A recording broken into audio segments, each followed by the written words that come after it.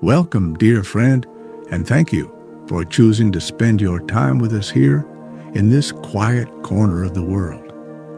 This story was made with a simple and gentle purpose in mind, to be a soft place for your mind to rest, to help you find a moment of contentment, and perhaps to guide you toward an easier and more peaceful sleep. Should this tale bring you comfort, your kindness in liking the story, subscribing to our channel, or leaving a warm comment is so very deeply appreciated. Tonight, we will be visiting the Celestial Aerie, a beautiful conservatory perched at the very top of the world. Here, flowers made of starlight grow in constellations, and gentle, luminous moths perform a slow and magical pollination. Prepare to be enchanted by a quiet world of soft light and gentle creation, a place of deep respite and cosmic wonder, created just for you. Chapter 1. Arrival at the Aerie.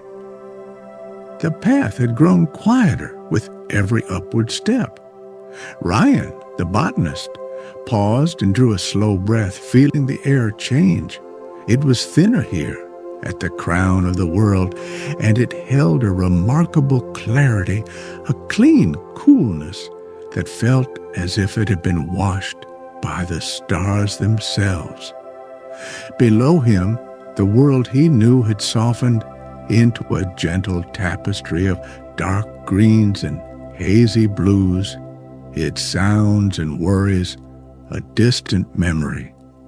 He'd been climbing for days, though the journey was a peaceful one, a slow shedding of the lowlands, and now he had arrived. Before him stood the Celestial Aerie. It was a structure of profound and gentle beauty, built not to command the mountain peak, but to rest upon it in quiet harmony. Its walls were of a pale, smooth wood that seemed to have been polished by the wind, and its roof was a magnificent dome of curved glass, designed to embrace the vastness of the night sky. Around its base, clusters of night-blooming jasmine grew, releasing their sweet, calming perfume into the cool air, a fragrant welcome, a feeling of peace, as vast as the view, settled upon Ryan's shoulders. He approached the large wooden door, its surface carved with the soft, swirling patterns of constellations. It opened with a gentle push, swinging inward without a sound, and he stepped from the crisp, cool air of the peak into a place of surprising warmth and stillness. The air inside was soft, humid, and alive with a rich, loamy scent of fertile earth. The world outside the great glass walls was one of deep twilight, but inside, a gentle ambient light seemed to rise from the ground itself, casting everything in a soft, ethereal glow. He took a moment to simply stand and absorb the feeling of the place. The Aerie was a single immense circular room, and its floor was not wood or tile, but a deep bed of the darkest, richest soil he had ever seen. From this soil grew plants of a kind he had only read about in the most obscure and hopeful texts. They were clustered in patterns that he recognized, glowing softly with an internal pale light. He saw the familiar shape of the plow, the steady points of the northern star, all rendered in living, breathing light upon the garden floor. A profound sense of wonder filled him, so gentle and so complete that it left no room for any other thought. It was the quiet joy of a lifelong student finding that the most beautiful fairy tale is true. He felt his travel-worn body relax, his breathing deepening to match the slow, peaceful rhythm of the conservatory. The gentle hum he had barely noticed at first became clearer, a low, resonant frequency that seemed to be the collective voice of the glowing flora, a song of pure, steady light. He walked slowly along a narrow path of soft, compacted earth that wound between the celestial plant beds. He reached out a hand, not to touch, but to feel the warmth radiating from the nearest cluster of light petals. It was a clean, gentle heat, like holding one's hand over a sun-warmed piece of smooth wood.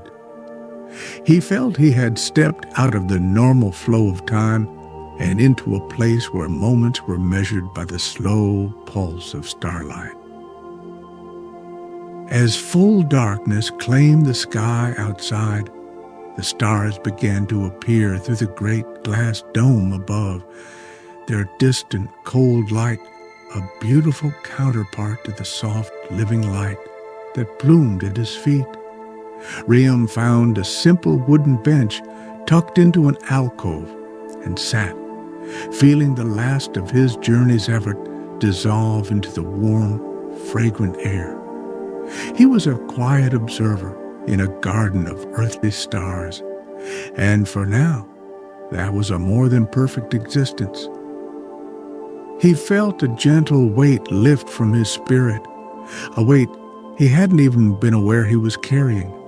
Here, in the quiet hum of the Aerie, under the watchful gaze of two skies, one of distant fire and one of living light, he felt a peace that was both deeply grounding and wonderfully expansive. He had arrived not just at a destination, but at a state of serene contentment. Chapter 2. The Garden of Star-Petals. Ryan awoke from a light doze on the bench to the soft sound of movement nearby. A woman was moving through the garden, her steps so light upon the earthen path that they were barely audible. She carried a small wooden watering can from which she gave a little water to the base of a jasmine vine. She had a kind, peaceful face, and her long, dark hair was woven with a single glowing blossom that pulsed with a soft, steady light. She turned and saw him, and a gentle, welcoming smile graced her lips. "Welcome to the Aerie," she said, her voice as calm and as soft as the atmosphere in the great conservatory. "I am Lena. I am pleased you have arrived safely." Rian rose and introduced himself, his own voice feeling a little rough in the gentle quiet. Lena's presence was profoundly soothing. She moved with a slow, deliberate grace, as if she were a part of the garden's own gentle rhythm. She gestured to the glowing clusters of plants around them. "This is the Garden of Stellaria Flora," she explained, her soft voice filled with a quiet affection. "Or as my grandparents called them, the Star-Petals." She led him to a cluster that glowed with a familiar pattern. "You see, this is Cassiopeia. Each petal is not a petal as the lowlands know it, but a small, stable form of solidified light." She knelt and touched the dark soil near the base of the plant. "They grow from the earth, but they are fed by the sky." Ryan was captivated. He knelt beside her, looking closely. The light of the petals was not harsh or bright, but a soft, cool, milky luminescence. He could see now that each constellation was made of dozens of these individual light blossoms, each one perfectly placed. And the low, resonant hum he'd been feeling seemed to emanate directly from them, a constant, peaceful vibration. that calmed the very air. Lena explained that her family had been the keepers of the Aerie for generations. It was their quiet life's purpose to tend this impossible garden, to maintain the delicate balance of soil and light, warmth and stillness that allowed the star-petals to flourish. It was not a duty she spoke of, but a joy, a deep and peaceful symbiosis. She knew the story of every constellation in the room, the day the first bud of Cygnus appeared, the way Orion's belt seemed to glow a little brighter on the coldest nights. She showed him how the composition of the soil was vital, a unique blend of rare minerals and organic matter that grounded the light and gave it a place from which to grow. She let him feel the soil. It was cool, soft, and crumbled into fine, fragrant particles in his hand. It smelled of deep earth and clean rain. He learned that the great glass dome was more than just a window. It was a lens designed to gather and soften the moonlight and starlight, focusing it into the garden in a way that nourished the delicate flora. As she spoke, Ryan felt his own scientific curiosity softening, transforming into a simpler, more profound sense of wonder. The botanist in him wanted to ask 1,000 questions about cellular structure and energy transference, but the quiet observer in him was content to just be here, to witness this gentle magic without needing to dissect it. He was a guest in a place that operated on principles of beauty and peace, and that was a science all its own. They spent what felt like hours walking the spiraling paths, Lena pointing out the various celestial families and telling their gentle stories. The garden was a library of quiet light, a map of the heavens brought down to earth.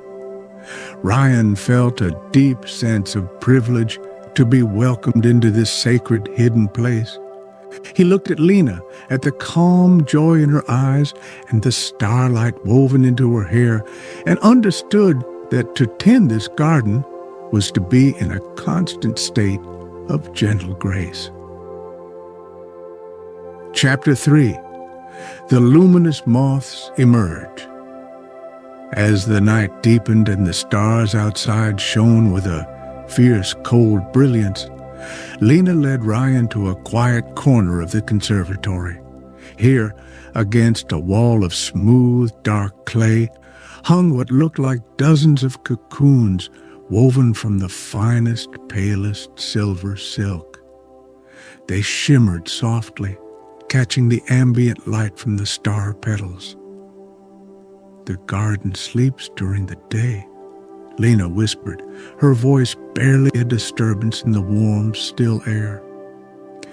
"But the night is when it truly breathes. Be patient now and watch." Rayan stood beside her, his own breathing slowing to a shallow, quiet rhythm.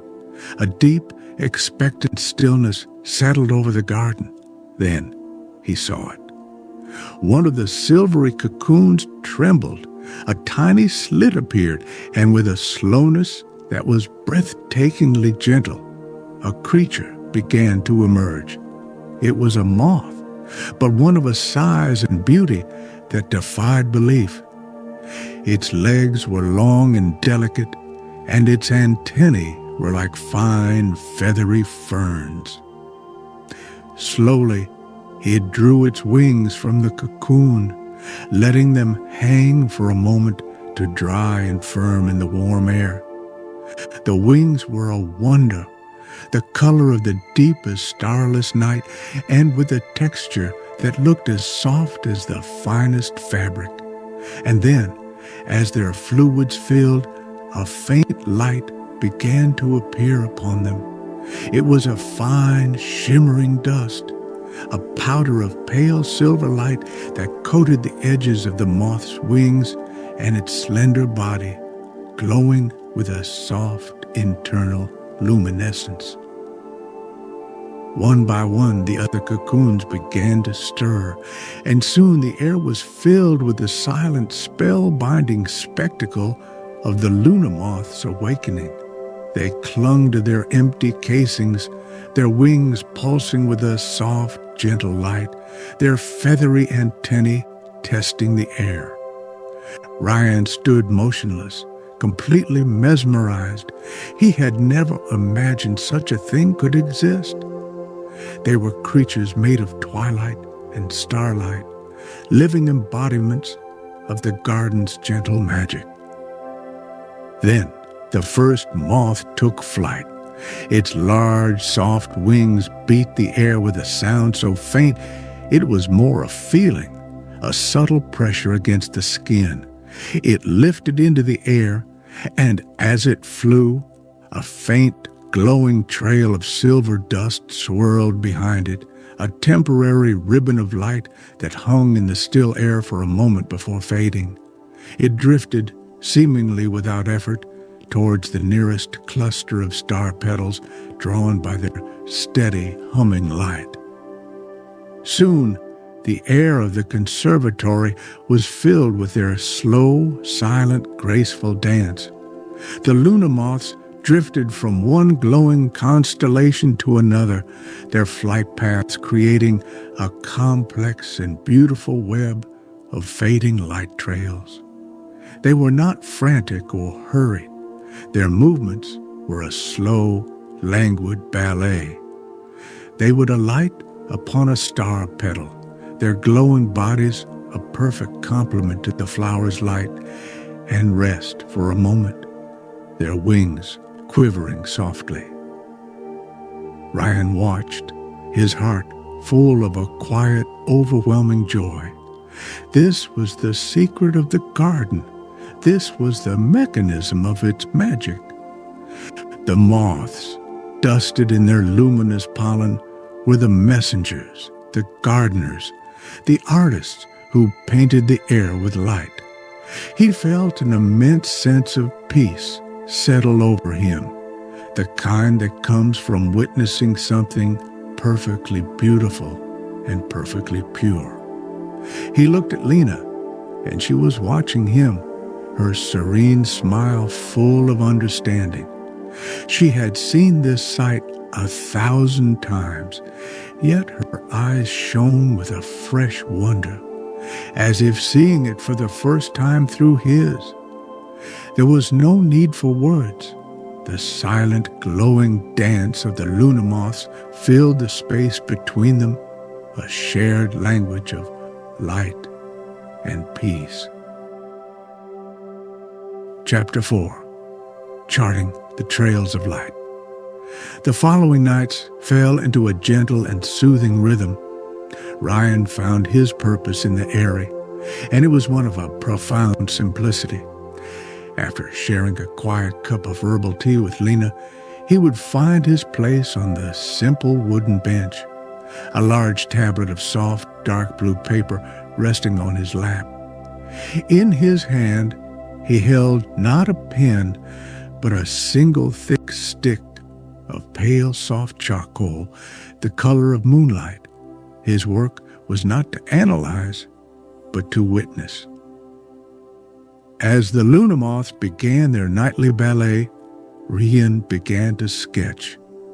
His hand moved slowly, his touch light upon the paper. He did not try to draw the moths themselves, for their beauty was too fleeting to capture. Instead, he charted their journeys.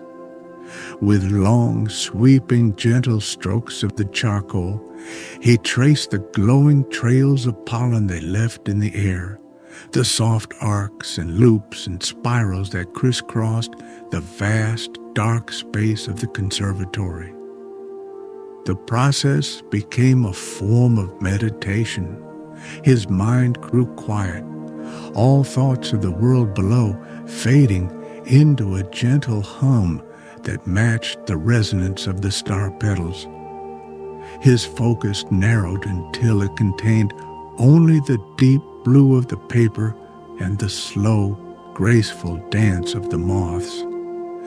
Each trail of light was a brushstroke, each flight path a line in a celestial poem. He was not merely recording an event, he was participating in it, his own creative act a quiet echo of the gardens. He noticed the subtle patterns that emerged over time. Certain moths seemed to favor particular constellations, drifting back and forth between the blossoms of Ursa Major and Draco.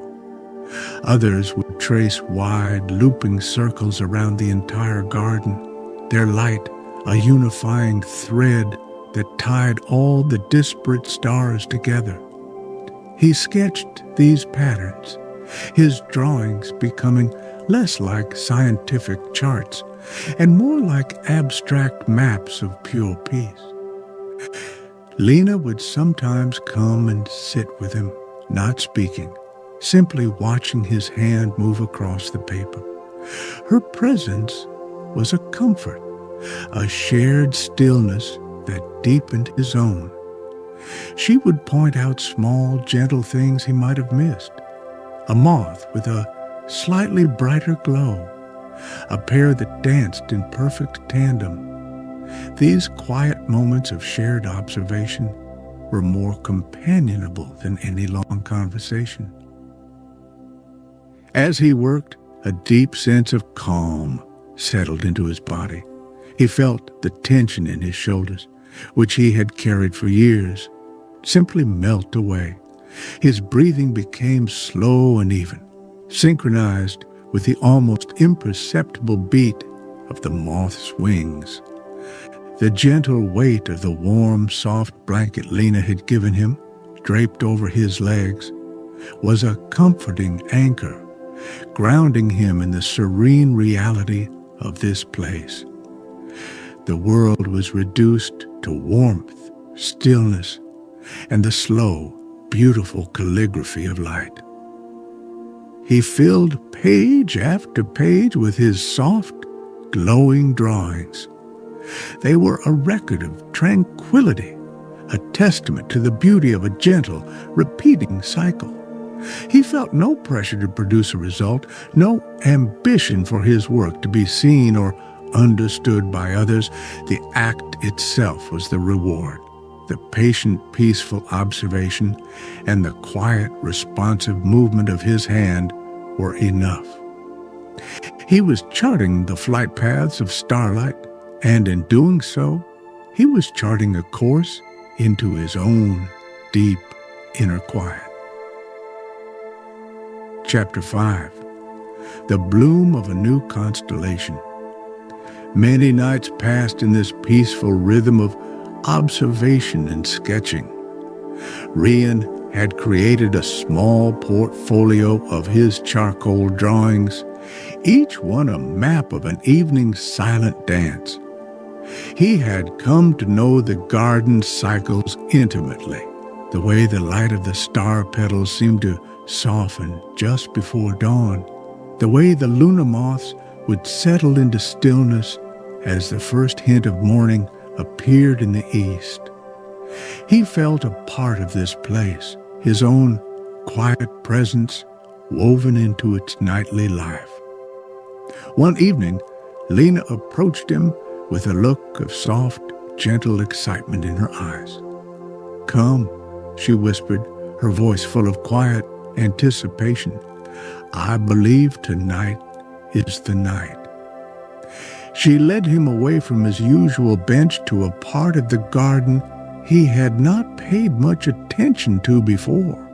It was a patch of the dark, rich soil that was empty, a dark space between the brilliant clusters of Lyra and Cygnus. She gestured for him to sit on a soft cushion she had placed on the floor. "For many weeks," she explained softly, "the moths have been focusing their dance here. They have been bringing the light pollen from all the other constellations and laying it to rest in this one small place. Ryan looked at the dark patch of earth and could now see what she meant. The soil itself seemed to hold a faint residual shimmer, a deep latent glow that hinted at the great store of light it now held. They waited in shared, comfortable silence. The moths emerged as they always did, but tonight their dance was different. They did not swoop and soar across the whole conservatory. Instead, their flight paths converged, creating a swirling vortex of pale silvery light that centered directly over the dark patch of soil.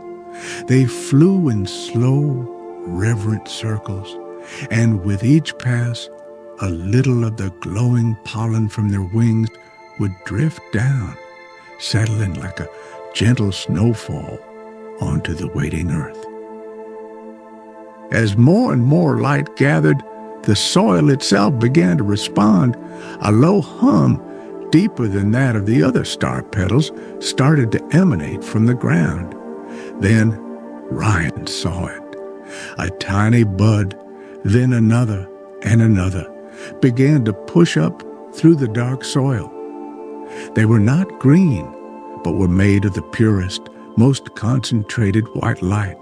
Slowly, with an infinite grace, they grew and began to unfurl.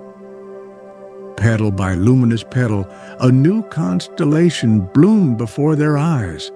It was a small, delicate cluster of 7 bright stars arranged in a gentle, curving shape like a smiling mouth or a small, graceful ladle. It was a constellation that Ryan had never seen before, one that did not exist in the great sky above them.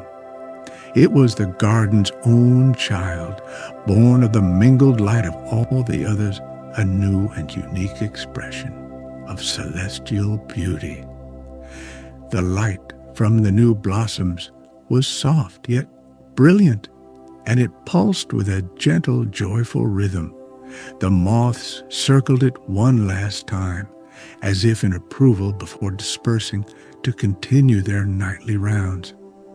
Ryan sat motionless, tears of quiet, profound joy welling in his eyes. He felt as if he had witnessed the birth of a star. The feeling of connection to this place, to this gentle cycle of creation, was absolute and complete. He felt restored, his own spirit quieted and filled with the same gentle, brilliant light as the new constellation. He looked at Lena, and her smiling face was illuminated by the soft glow of the newborn stars they had welcomed into the world together.